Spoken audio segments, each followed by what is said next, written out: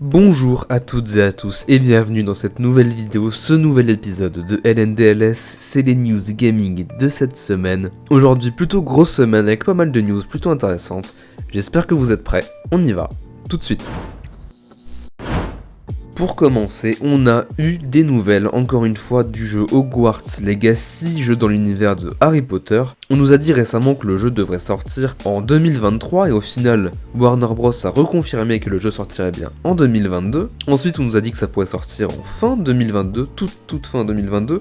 Et maintenant, le site Comic Book nous dit que d'après leurs sources, le jeu pourrait en fait sortir cet été. Donc on sait plus trop qui écouter avec toutes ces informations qu'on nous donne. Donc franchement, pour l'instant, je vais pas dire que c'est vrai ni que c'est faux. Je pense que la meilleure chose à faire, c'est d'attendre une annonce officielle de Warner sur une date. Parce que là, on nous dit vraiment tout et n'importe quoi. Donc à voir.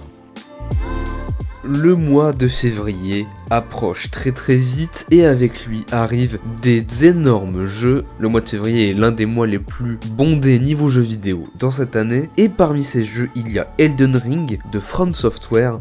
Et d'après VGC, le jeu pourrait être complété en 30 heures. Bon, évidemment, on connaît ce genre de jeu un peu comme les Dark Souls. Pour les finir à 100%, ça peut prendre des centaines d'heures, ça on le sait. Mais pour terminer l'histoire principale en tout cas, ça peut aller jusqu'à 30 heures. Ce qui est un beau morceau quand même. Cette semaine, EA nous a également donné une assez grosse mise à jour sur leurs plans futurs pour la franchise Star Wars dans le jeu vidéo, et ils ont annoncé donc que le studio Respawn, ceux qui sont responsables de Apex Legends et du jeu Jedi Fallen Order, travaille sur 3 jeux Star Wars, un jeu en FPS, également la suite de Star Wars Fallen Order qui est donc officiellement en développement et également un jeu de stratégie également dans l'univers Star Wars. Donc ça ce sera en plus du remake de KOTOR, de Aspyr, de Star Wars Eclipse par Quantic Dream et de l'Open World de Ubisoft. Donc tous ces jeux dans l'univers Star Wars qui sortiront dans les années à venir. Et cette semaine, on a également eu le droit à une interview assez hors de ce monde d'un des représentants de Ubisoft qui, en parlant des NFT, je pense que vous connaissez à peu près tous ce que c'est un NFT, on en parle partout sur internet. Si vous savez pas, je vous conseille d'aller chercher sur Google ce que c'est, même si c'est un petit peu incompréhensible, mais j'arriverai pas à vous expliquer. Et ce représentant donc de Ubisoft, en parlant des NFT, car Ubisoft a annoncé leur plan d'utiliser les NFT dans leurs jeux vidéo, a dit que si les joueurs avaient une réaction négative, c'est parce qu'ils ne comprenaient tout simplement pas le concept, et donc qu'ils avaient décidé de ne pas annuler leur plan de NFT dans les jeux vidéo. En gros, il nous a tous insultés de gros cons, donc c'est pour ça que c'était assez surréaliste comme interview, mais bon, il dit ce qu'il veut, et puis de toute façon, le choix d'acheter le jeu ou non revient aux joueurs. Et en parlant d'Ubisoft et de conneries, je ne sais pas si vous vous rappelez du jeu Hyperscape, il était sorti il y a pas très longtemps, c'était le Battle Royale que Ubisoft avait sorti, et ce fut court et pas forcément intense car 1 an et demi après le lancement, Ubisoft arrête et débranche Hyperscape. Ce Battle Royale futuriste donc fera ses adieux aux joueurs le 28 avril prochain avec la fermeture totale des serveurs. C'est con, mais bon, c'est comme ça. Ils étaient sans doute plus occupés à arnaquer les gens en mettant des NFT dans leur jeu que de s'occuper de leur jeu et de pas les laisser mourir.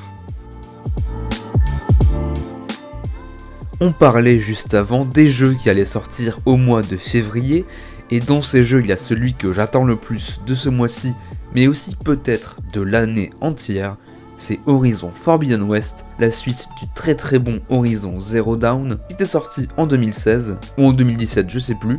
Cette suite qui sort enfin le 18 février, et on a eu pas mal de news sur le jeu. Car la date de sortie qui approche, on a eu beaucoup de vidéos, de trailers, et aussi une preview du jeu par IGN, qui a pu jouer au jeu pendant 4 heures.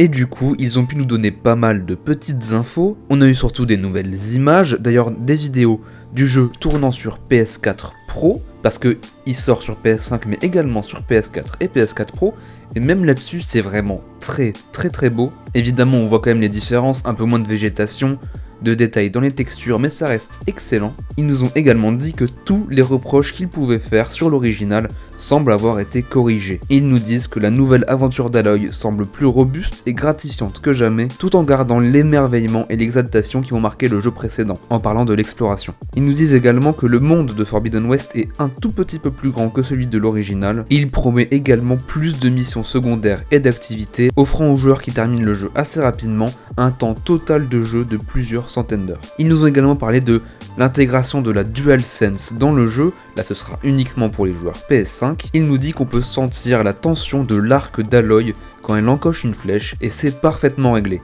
Le contrôleur se réveille surtout quand les créatures apparaissent pour faire ressentir le piétinement d'une coureuse par exemple. C'est vraiment très prometteur ce qu'on nous dit et ce qu'on nous montre surtout. On nous a montré plein de nouvelles créatures qui sont superbes. On nous promet également une quarantaine de créatures dans le jeu, ce qui est quand même beaucoup plus que ce qu'il y avait dans le premier. Et la cerise sur le gâteau, Guerrilla Games a officialisé que Horizon Forbidden West est passé Gold, ce qui veut dire que le développement est totalement terminé et que le jeu est prêt pour le 18 février. C'est une excellente nouvelle, moi je suis extrêmement hypé par ce jeu, dites-moi si vous aussi, j'ai vraiment hâte. La partie qui m'avait le plus plu dans Horizon Zero Dawn, c'était tout d'abord l'histoire, mais aussi les machines qui étaient vraiment impressionnantes, et donc j'ai hâte de retourner dans ce monde. Et voilà, c'est la fin de cette nouvelle vidéo. C'était les news gaming de la semaine, j'espère que ça vous aura plu. Si ça vous a plu, n'hésitez pas à me laisser un petit pouce bleu, ça m'aiderait énormément. N'hésitez pas également à vous abonner si vous voulez voir les prochaines vidéos. Et si vous avez des questions ou des remarques, n'hésitez pas à laisser un commentaire, je vous répondrai évidemment. Sur ce, je vous souhaite une très bonne fin de week-end et je vous dis à la prochaine. Bye.